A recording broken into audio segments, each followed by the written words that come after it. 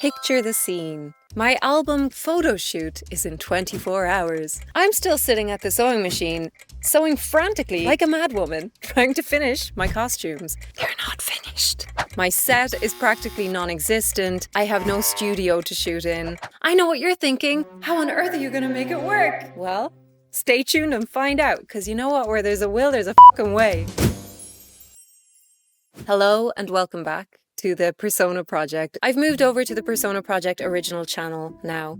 I had started posting this series on my personal Laura Sheeran channel, and there's just so much involved in the Persona Project. It needed its own space. So here we are, and here we shall stay. When I left you in episode 2, I was up against the clock big time trying to finish my costumes, because the following day I had the photo shoot for the album cover of the album that I've made under the Dreamer persona. That album is called Aurora, and in episode 2 I've brought you along a lot of the aesthetic decisions around that world, the color palette, sonic textures, all of the world building, the general lore of the persona, all of that stuff. If you want to find out more about that, check out episode 2. There's a lot in there. Today, I'm taking you along on the photo shoot day.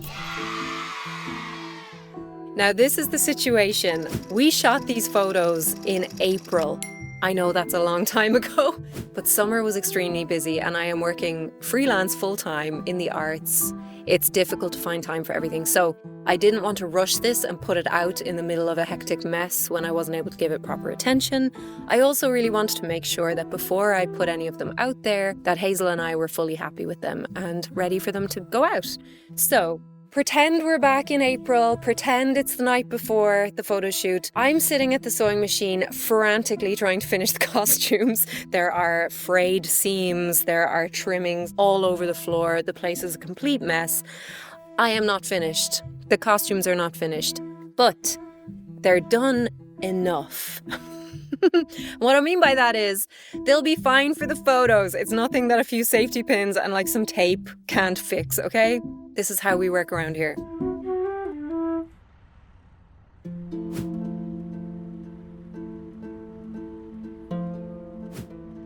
The week leading up to the shoot was very intense because I had a lot of video deadlines. I'm still working freelance as a videographer and a video director.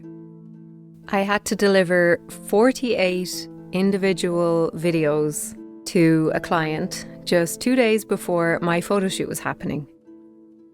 The shoot was on a Monday, and Saturday and Sunday I just went hell for leather on the machine. I was trying to get as much sewing as I could done. I was getting up at like 7 in the morning and I was sewing all through the day until 3 and 4 o'clock in the morning.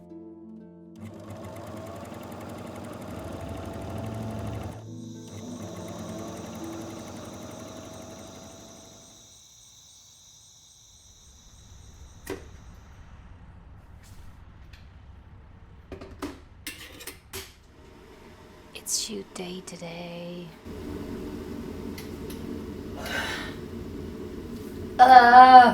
I'm so tired. I was up until like a bazillion hours in the morning. The costumes just... Anyway, look, there's only so much I can do. I'm a human being. Coffee. Much needed this morning. So I'm gonna go pick up Hazel. And then we're going to improvise and see what we can get out of the day. I do wish that I had managed to kind of polish the work I've done. I mean, not even polish. Finish would have been a start. But anyway, whatever, look. Because we're doing photos today, I know that we can get by with these, but this would not be wearable for a normal situation. I mean, like, look at the state of this. Like, guys, seriously, I would never, like, this is just not, it's not good enough because the fabric of this garment is transparent. So every photo that shows the waistband, this white band is going to be visible. Really, ideally, I would have had a skin colored elastic or put in a waistband that concealed this elastic. These are the kind of issues that I'm going to have to Photoshop out, but they're not big enough problems that the garment can't be worn, if you get me. Another thing would be, for example, this is the shoulder piece that I've been making. And yes, I have made it reversible, but this is the opening at the front, and I also have no way of fastening it. It's satin, so it's going to be slippy. It's not going to be holding anywhere. I will be probably pinning it to fasten it at the front. So yeah, guys, like, it is what it is. I know I've probably said that a million times, but I still think we will be able to get good stuff out of today. There are only so many hours in the day, isn't that right? I've done what I can do. I mean, I'm just trying to enjoy this whole process, and I am enjoying it. The whole root of this persona thing is like me trying to reconnect with the playful side of music making. When I was in music before, it was extremely stressful, and I was experiencing like high levels of very negative emotion almost all of the time. Now, there were multiple reasons for that. There was also personal things going on, and there was a lot that was coloring my experiences at the time. But a lot of it was to do with the stress of trying to make music work. When I returned to music, one of the rules I did set at the beginning was that it needed to remain enjoyable and fun, and something that gave me positive feelings rather than stressing me out or dragging me down. Because really, music is all about playing. Like, we play music. So I want to play. And this is just an extension of that. Like, the fact that I'm even making the costumes, it's supposed to be fun. And it is fun. But my brain and the way that my mind works since I was a kid is that I put lots of pressure on myself to like always push further and do more. And that can feel addictive, because it's like the drive to keep going and drive to push harder and the drive to like do a better job. And when you're working like freelance, that's a really important quality to have, because it keeps you motivated. But it can make you stressed, and it can turn into a negative emotion when you feel you're not achieving the thing that you're driven to achieve. And so this whole thing with the costumes has been an opportunity for me to reflect on the fact that I did start feeling the stress creeping in, and I did start feeling the pressure that I was putting on myself of like, this isn't good enough, or you failed, or whatever it is. Listening to those voices and then choosing to answer back and be like, it doesn't matter. So what? So what? It doesn't matter. Like, I'm the boss. I'm not doing this under anyone else's authority. I don't have to deliver this thing for a client. This is purely for myself, and I'm driving it, and so what? So anyway, I'm trying to also use these experiences as they come up to create a corrective experience where I can feel the stress bubbling up and feel the negative thoughts and choose not to feel them, not to allow them to take over. So, prepared to have a lovely day today, prepared to go with the flow, not get overly perfectionistic, try not to get just try and really enjoy it. Coffee's gonna help, but anyway, I'm gonna go pick up Hazel now and see how she is. Hazel recently moved away a bit further than where she used to live. We used to live relatively close to each other, and then she moved. And all of my friends are moving because Dublin is becoming so unsustainable. So it's going to be a real treat to get to spend the day together. I love hanging out with Hazel. She's just an absolute gem. Okay, see you on the flip side. Went and picked Hazel up from her house. in the car. I had a few of the songs on and we're kind of like vibing a little bit off that. There's a verse missing here. Well, it's not really a verse, it's like whatever, pre-chorus. We talked about the general aesthetics we were going for.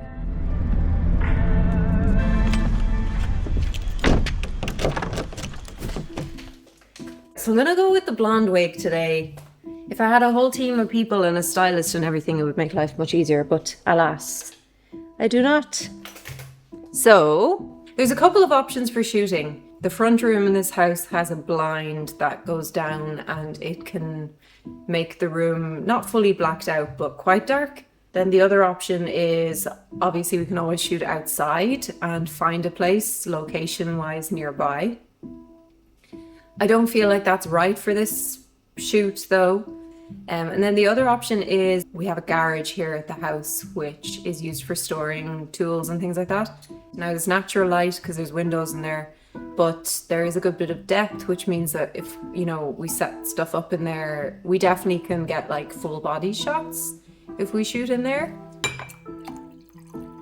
I'm also drinking today from my lucky cup. This is from the Galway Arts Festival in 2022. Anything that can possibly help.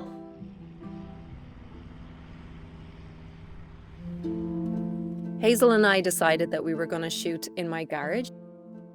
All the garden working tools and bike tools and everything are stored in there, but there's enough space that we can put a backdrop up, get full body shots. There's enough depth that we can have the space that we need to get that.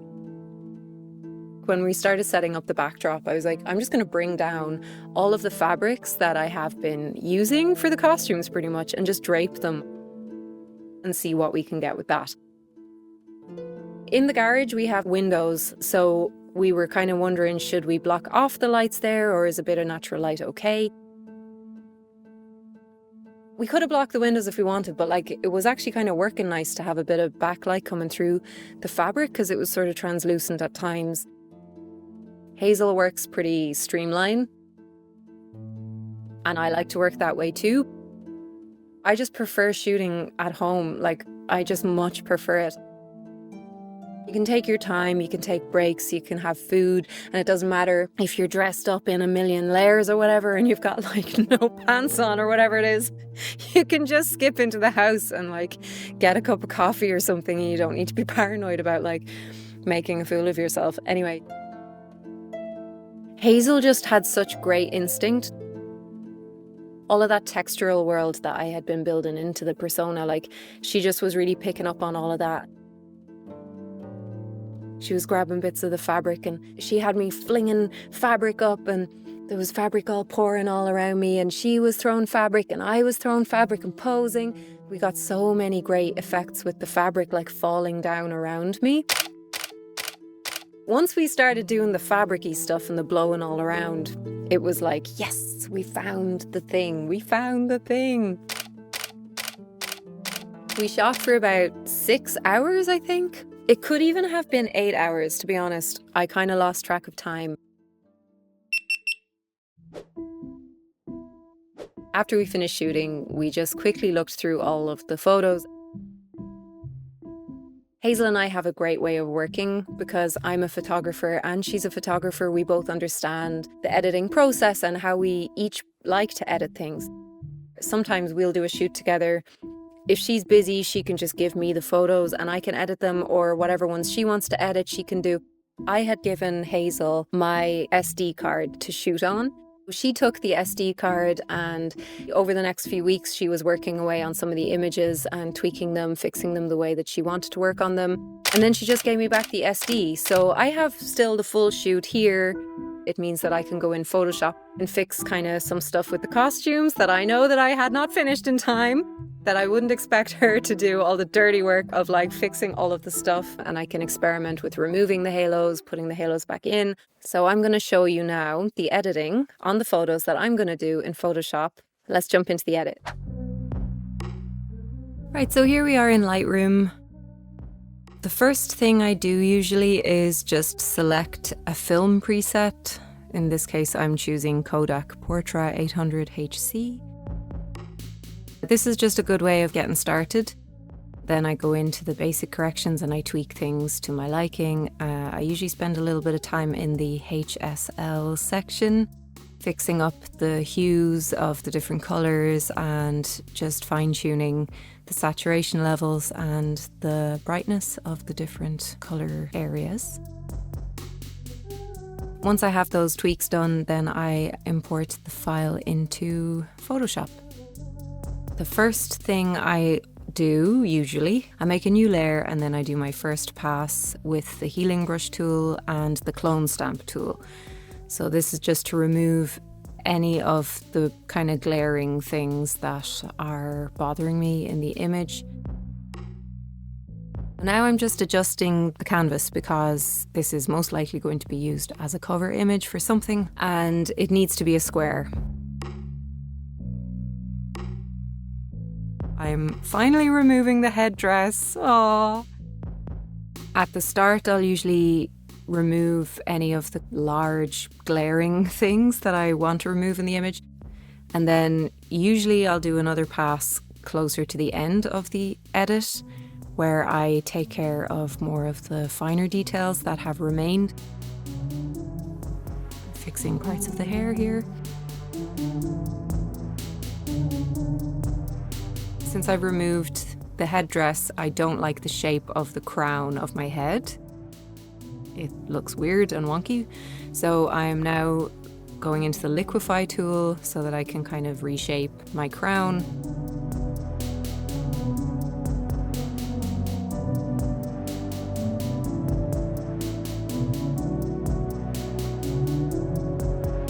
Now I'm selecting my pen tool so that I can separate my subject from the background and create two separate layers. Choosing to use the pen tool in this case rather than subject selection because the subject isn't that clearly defined from the background here and the veil is kind of obscuring the perimeter of the subject as well. So in my experience, a situation like this would just be faster to do it with the pen tool instead. Now I'm just duplicating the background without the subject and stretching the layers of the background. This is just kind of a random approach that I sometimes take when I'm trying to generate a background. And I don't know really what I'm looking for yet. I'll just make a few duplicates and try stretching them and, moving them all around and layering them. I'll try playing around sometimes with the blending mode and just see what comes up. Sometimes you find a cool shape or you find a cool something. You never know. So just kind of playing around. And now I'm using the brush and selecting the color dropper tool and then just painting, filling in. I've got my brush flow set to 20%, so it's not entirely opaque. I wanted to try and make the background a bit more symmetrical, and so I made a stamp visible layer and then I duplicated it and did a horizontal flip so that I had a mirror image basically, and I kind of like that. It's a simpler kind of a background now, there's less going on and it feels a bit more balanced. So now I'm just opening up a selective color layer and I have that placed beneath the subject but above the background, and I'm playing around with changing the color of the background a little bit, maybe to help the subject stand out. Sometimes this works and sometimes it doesn't, but it can be a nice way of adding a bit of contrast into the image by shifting the color tone in the background. In this case, I wasn't really feeling it, so I just returned to normal, and then instead I experimented with changing the lightness and darkness of the background with a levels layer. Because sometimes it can be a color contrast that works, and sometimes it can be a light contrast that works. I am happier with the balance of the lights and the darks between the background and the subject. I'm putting a selective color layer above both of them and tweaking them together. The image feels a little bit flat to me and I would like to add a little bit more texture. I'm going to pull another image from the shoot, which was a longer exposure, and I'm going to drop that in, make a layer change the blend mode and see if I can add a bit more of a textural layer that way. I like the way that this is going. I'm going to repeat that step now with a more fabric heavy area from a different photo. Now I've brought that in as a new layer and I'm experimenting with the blend mode. This is starting to give it a bit more of a surreal kind of feel, which I like.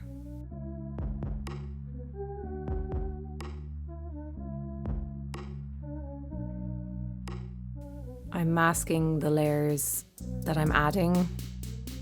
I try to do non-destructive editing wherever possible, so I do use masks a lot and I'm always adding new layers. Now, I do like this vibe and I think the image is getting a bit more dreamy, but I feel like I'm losing, the hands are getting lost and I kind of want to preserve what they're bringing to the image. So I'm going in now with the pen tool again to select just the arms and the hands, and I'm gonna put them on their own layer.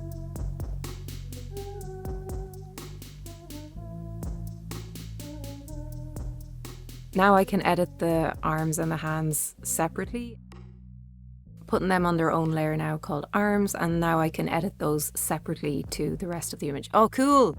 So this was fun. So now I've got like the veil layers, I've got the fabric layers, I've got the texture layers, I've got the color kind of dreaming a bit more, and I have the arm layers separate. So now I'm able to start really blending all these different sections of the image together and try and find the sweet spot of balancing all these different layers. Yeah, the hands really help give the image a bit more definition, and I want to try and find a way for them to really stand out. So here I'm playing with, again, a selective color layer, and I have it linked directly to the arms so that I can affect just the hands and the arms layer. And now I'm bringing in an image from my album texture palette that I have been building, a sunset.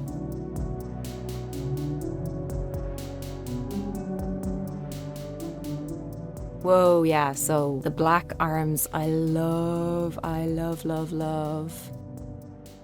So I'm happy enough now with this as a composite image, and now I just want to play around a bit with the overall color grade. So again, I have more selective color layers and I'm just experimenting. I was playing around with a bit more of a dusk feel, but at the end of the day, I went back to the warm kind of coral, which I just really liked. And here we are.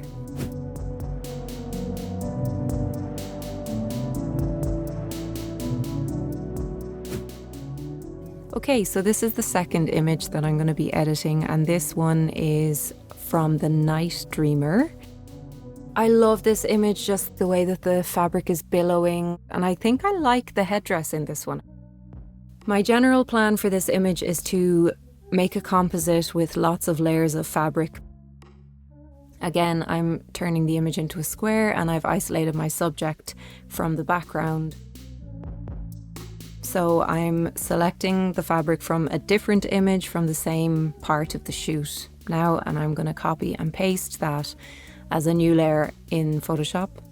And I'm going to remove the face and just use some of the panels of fabric. And just masking out the subject there. And gotta do some detail work there around the fingers and the hands.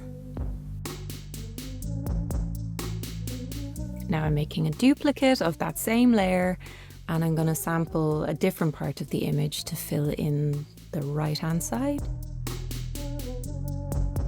So I just need to fix some of the details on this, on the original image, because that fabric that was billowing out from my head had a frayed edge. So I just going in to kind of tweak that, and I'm doing a little bit of healing brush tool work here now. And this is now my third sample layer, and I'm going to select this section to come out from the fabric that's coming away from my head.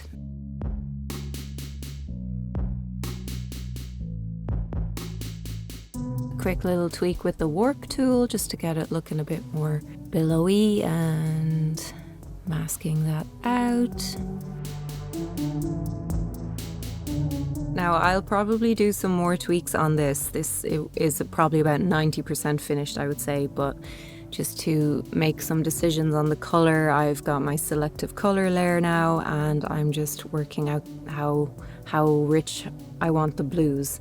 And I think this is looking really, really nice.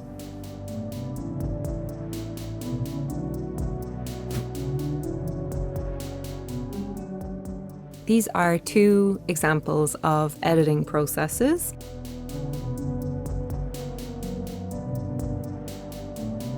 I spent about an hour and a half on both of these images.